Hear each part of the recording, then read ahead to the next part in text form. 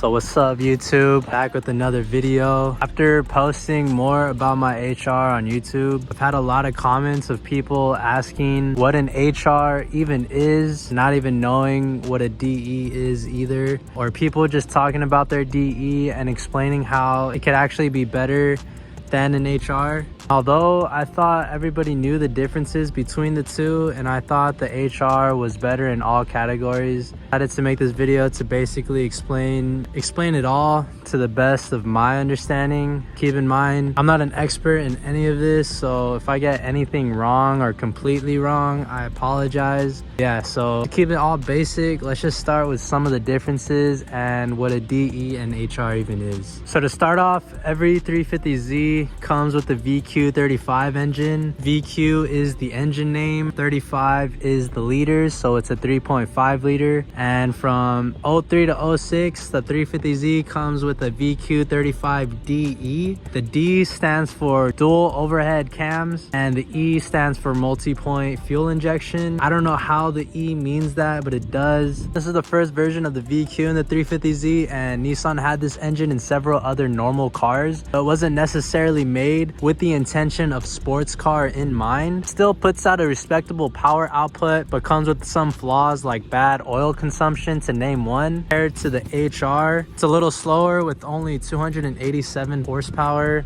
and 274 pound-feet of torque, with the red line at 6,500 RPM. Some 05s and all of the 06 350Zs actually come with the DE REVUP engine, which basically raised the red line to 7,000 RPM and gave it 300 horsepower but only 260 pound-feet of torque. But in 2007, the 350Z came with the new and improved VQ35 engine, being the HR. HR stands for high rev, and it's exactly what that means. The updated engine redlines at 7,500 RPM, the power output of 306 horsepower and 268 pound-feet of torque. Numbers wise, honestly, it's not the biggest difference you might expect, but it's more about the fact that 80% of the HR's internal engine parts are different than the DE's. Stock for stock, the HR was engineered way better.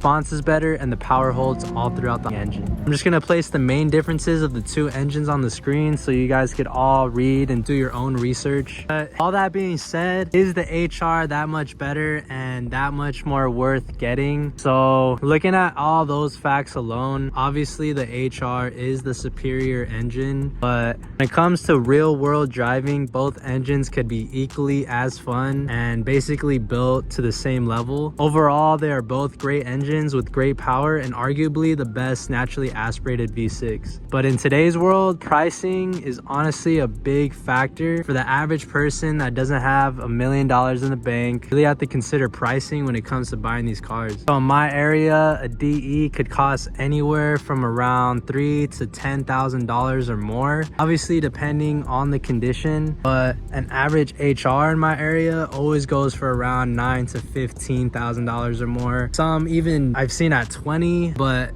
some early Infinities also came with an HR, so you could probably find them a little bit cheaper, but a 350Z with an HR is always going to be around $10,000 or more. So up front, you already have to pay basically double for an HR. They're also a lot harder to find, obviously in good condition. Like you could probably find a trashed one pretty easily, or like a salvage title one or whatever, but finding a good condition, clean one, it's getting a lot harder. Honestly, if you do plan on keeping the car stock or at least close to stock, I would say it's still definitely worth it to find and get an HR. HR got rid of a lot of common issues from the DE, and in my opinion, it behaves perfectly from factory. If you're on a budget, you could always find a good deal on a DE, but keep in mind, it will require a lot of love and attention over time. When we start looking at the aftermarket side, things might change. So yeah, if you have all the money in the world or enough, build an HR.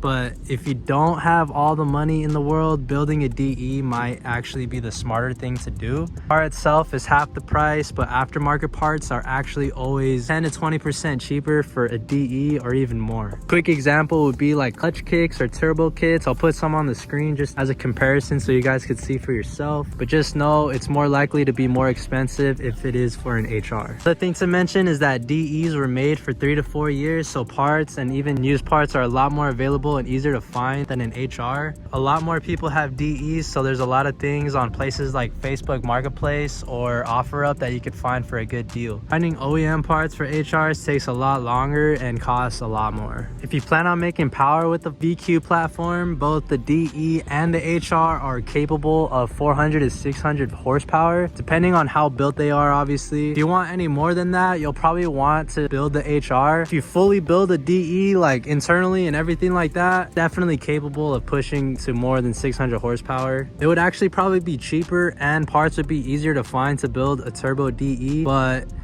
it would be more reliable at the end of the day to build a turbo HR, plus it'll be a lot faster, easier. At the end of the day, both engines can handle a lot of abuse. This comes down to how much money you want to put into it and work on it. I see it like, if you have the money, buy an HR. If you don't have the money, but you have some money, but you're not gonna do any modifications to the engine, look into an HR. But if you just don't have any money and you don't plan on doing any modifications, look into a DE. If you don't have the money and you do want to build it, still look into a DE. I was fortunate enough to personally be in the category of I just have enough money, so I bought an HR, and so far it's been amazing. It's all stock except for the tomei right now, but personally the power output has been great. I'm obviously coming from a Miata, if you've watched any of my videos, so obviously this is way better, or faster I should say, than a Miata. Only test driven a DE once a while ago, so I can't personally say how different they feel, but the HR just feels powerful all the way to 7,500 RPM. Since I've owned it, I've done basic maintenance any car would need and haven't had any issues with it. The HR has definitely been reliable and I have no complaints. If it were a DE, I don't know how reliable it would have been by now after the abuse I've already given it. HR seems to be doing just fine. Either way, in my opinion, you can't go wrong with either one. All part of the VQ family, and for a naturally aspirated V6, this engine can do a lot. There's obviously a difference between the two engines, but it's still pretty simple when you think about it. By now, you should hopefully have a better understanding of the differences, and if you're in the market for a VQ, hopefully you know more of which route you're wanting to take when it comes to the DE or HR. But yeah guys, so that's gonna wrap up today's video of me explaining the differences of a DE versus an HR. Obviously, if you do get one, make sure you get a good deal on it.